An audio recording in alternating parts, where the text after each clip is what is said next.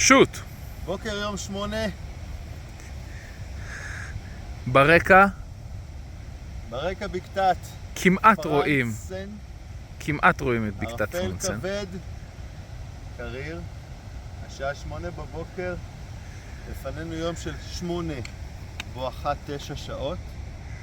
לא רואים כלום, פשוט כלום. לא רואים כלום. אפס ראות. לא זין. כן. אבל נהנים מההליכה.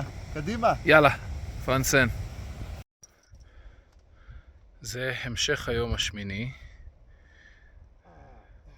כמו שאפשר לראות, שמיים מעוננים כמעט לחלוטין. טיפה יש התבהרות, אבל זה... רואים את הענן עולה מהעמק. השעה 12 בצהריים, אנחנו אחרי 4 שעות הליכה. לפנינו כנראה עוד לפחות 3 שעות טובות ככה של הליכה. צד שני, סך הכל אנחנו במצב רוח טוב. ירון, משהו לזה?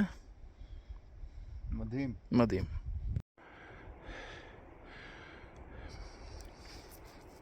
זה ההמשך של היום המעונן.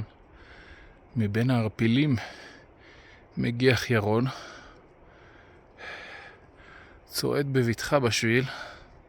עדיין לא רואים כלום, אפס ראות. אנחנו בתוך ענן ענקי וסמיך מאוד.